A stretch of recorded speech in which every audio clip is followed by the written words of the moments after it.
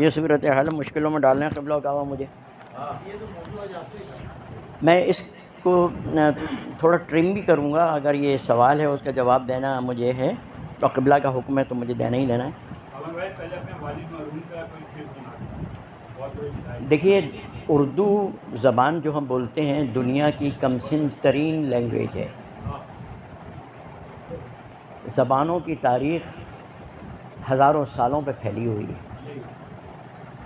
اردو کم سن ترین language ہے، کم سن ترین زبان ہے، ایک طفل شیر خوار ہے. لیکن کمال اس طفل شیر خوار کا یہ ہے کہ چونکہ یہ طفل شیر خوار ان لوگوں کی آغوش میں پلا ہے کہ جو بذات خود بہت ہی بڑی بڑی چٹانیں تھیں علم و فضل کی، جو عربی کے بڑے بڑے اساتذہ علماء تھے فارسی کے، اور بذات خود اردو جو ہے وہ انہی زبانوں سے بنی ہے.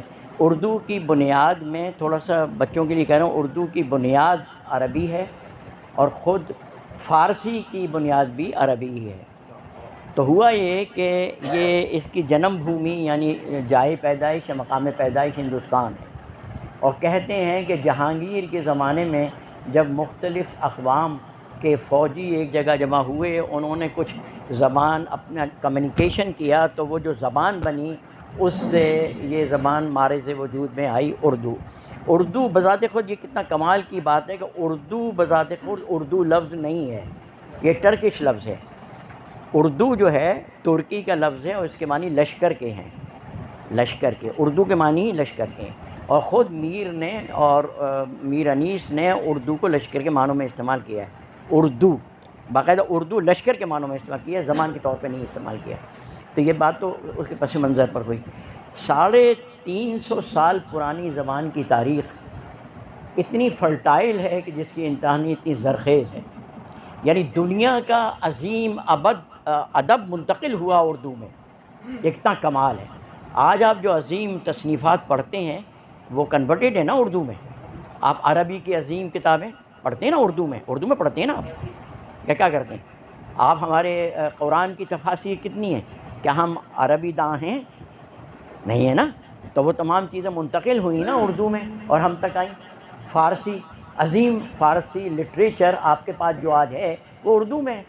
تو کیا اردو میں اتنی وسعت تھی؟ اتنی کم سن زبان میں کیا اتنی وسعت تھی کہ وہ اتنی بڑی لینگویجز کو کنورٹ کر سکے اپنے اندر اور مفہوم آپ تک پہنچا سکے؟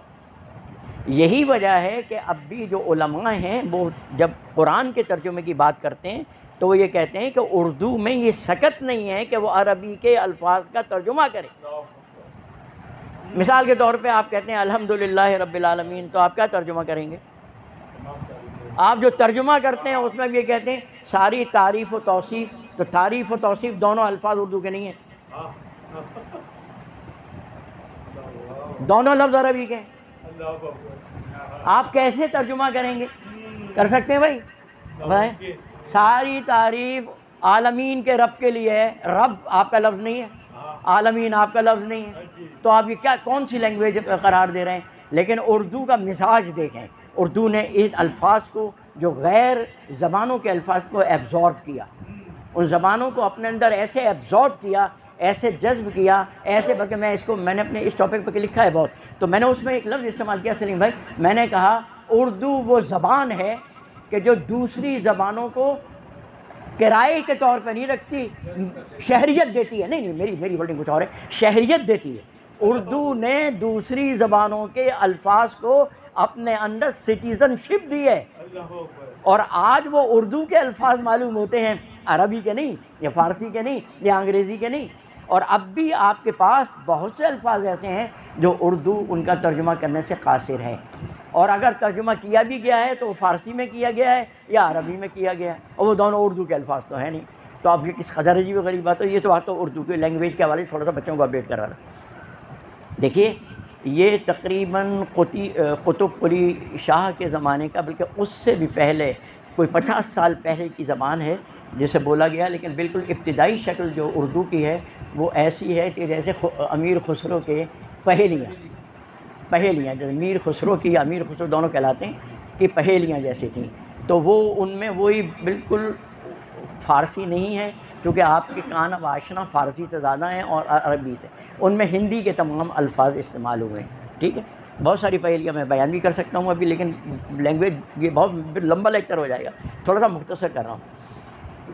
قلی قطب شاہ ایک بہت بڑے شاعر گزرے اور ابتدائی شاعر گزرے، اردو زبان کے بالکل ابتدائی جو اول دویم سوہم ہیں، انہیں خانہ خانہ ہیں، اور بہت سارے لوگ ہیں۔ میر افضل ہیں، یہ میر افضل کو کہا جاتا ہے کہ اردو باقاعدہ اردو زبان کا باقاعدہ شاعر اگر کسی کو مانا جائے گا۔ جمیل جالبی نے لکھا ہے اپنی کتاب میں، لکھتے ہیں کہ Quli Qutb Shah was not the first poet, بلکہ اس سے پہلے جو ہے افضل پانی پتی ہیں، افضل پانی، انہوں نے بکٹ کہانی ایک کہانی لکھی ہے جس میں ہندی الفاظ زیادہ استعمال کیے۔ ابھی پچھلے دنوں میں ایک لڑکے پر کام کر رہا تھا، تو یہ بکٹ کہانی کی پورے تمام چیزیں میرے سامنے سے گزری، تو میں سوچ رہا تھا کہ یار کیا میٹھی زبان ہے اور کیا ہے، اور یہ اردو ہے، اسے اردو کہا گیا، خیری بات ہو گئی۔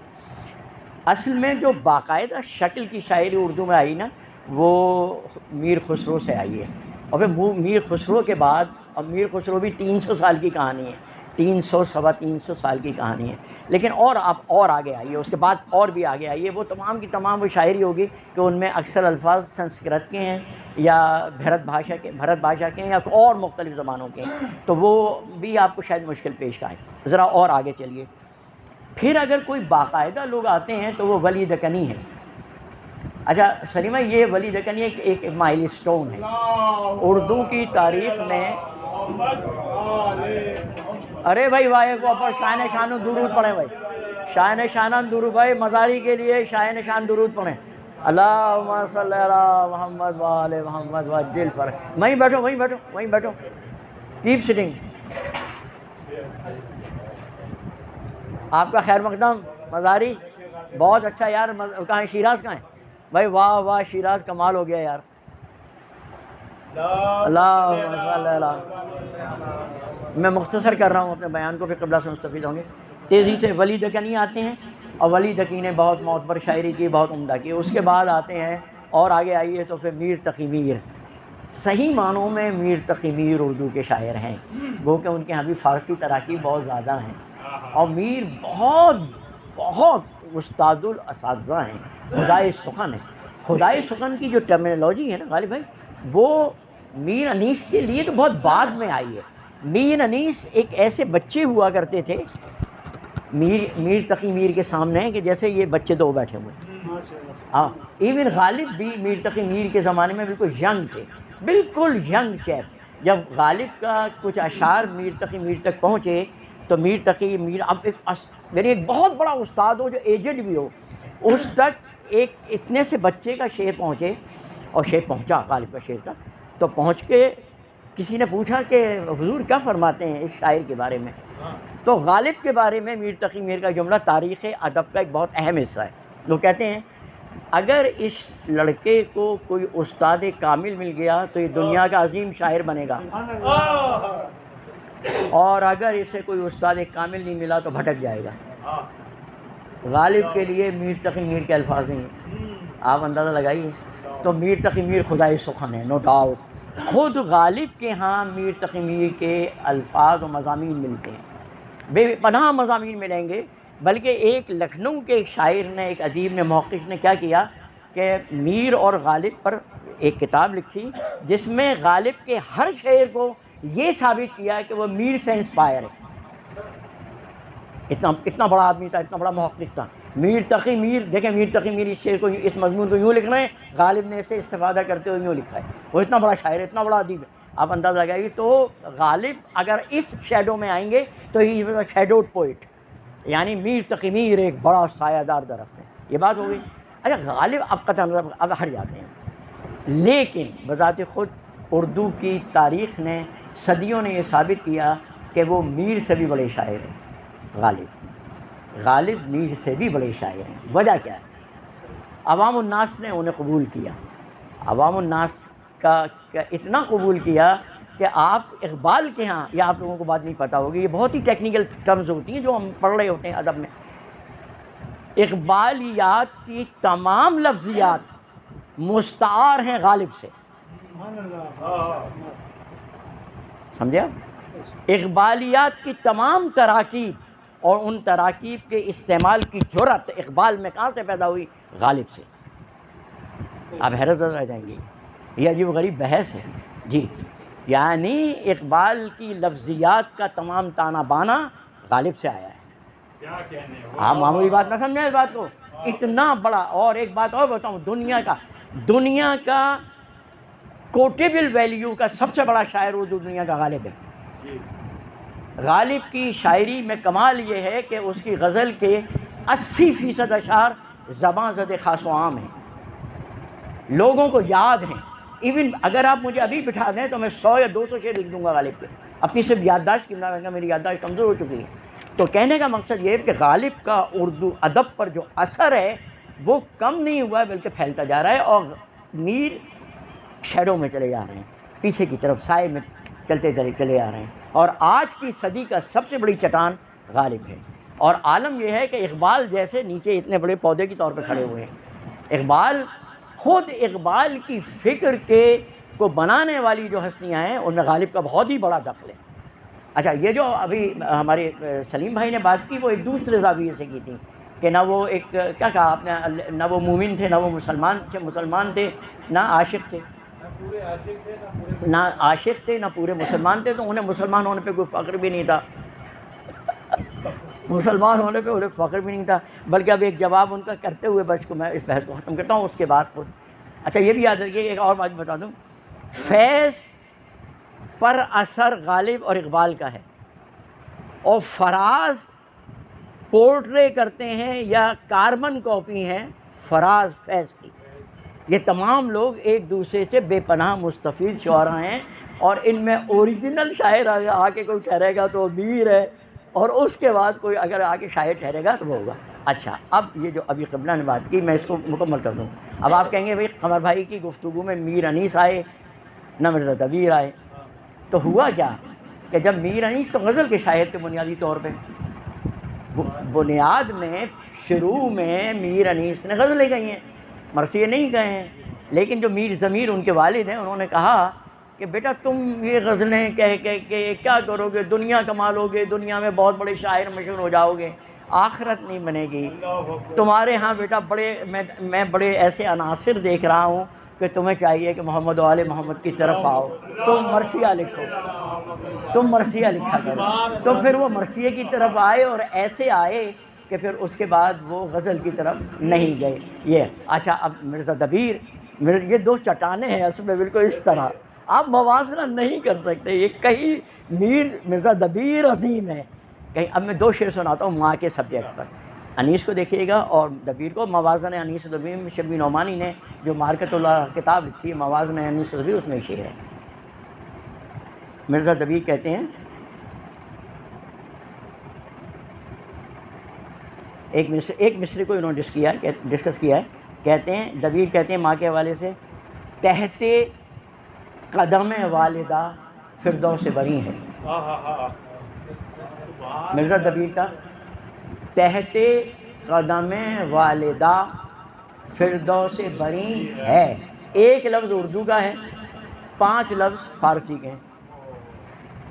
تحت قدم والدہ فردوس بری ہے اردو ہے، باقی سارے الفاظ فارسی کے ہیں، ٹھیک ہے۔ انیس کو دیکھیے، اچھا اس مصرے کی تاثیر منتقل نہیں ہوئی آپ کے دل تک۔ شاعری کی یہ ناکامی ہوتی ہے کہ ابلاغ نہ ہو سکے مضمون کا یا تاثیر کا، ایک مضمون ہوتا ہے، ایک تاثیر ہوتی ہے، شعر کی تاثیر ہوتی ہے۔ میر انیس کا سنیے اس ٹاپک پہ، حرف آخر ہے، کہتے ہیں سنتے ہیں ماں کے پاؤں کے نیچے بہشت ہے،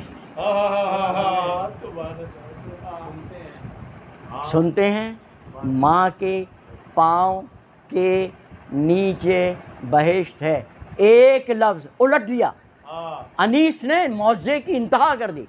وہاں پر 5 الفاظ فارسی کے تھے اور 1 اردو کا، یہاں 6 الفاظ اردو کے ہیں اور 1 فارسی کا۔ سنتے ہیں ماں کے پاؤں کے نیچے بہشت ہے، یہ انیس کا کمال ہے۔ تو انیس، یہ بحث ایک الگ ہے میر انیس مرزا دبیر کا مقام اردو شاعری میں غیر معمولی ہے۔ غالب نے مرثیہ شروع کیا اور ایک روایت کے مطابق 6 بند لکھے، ایک روایت کے مطابق 3 بند لکھے، اور قلم کو باقاعدہ یہ کہا جاتا ہے کہ قلم کو یوں کر کے توڑ کے کہا یہ میرا میدان نہیں ہے، یہ میر انیس کا میدان ہے۔ سرنڈر کر دیا اپنے آپ، میں مرثیہ نہیں لکھ سکتا۔ غالب کہہ رہا ہے میں مرثیہ نہیں لکھ سکتا، یہ انیس لکھ سکتے ہیں، یہ انیس کا میدان۔ حضرت مرزا دبیر و میر انیس کے لیے ایک درود پڑھیے گا۔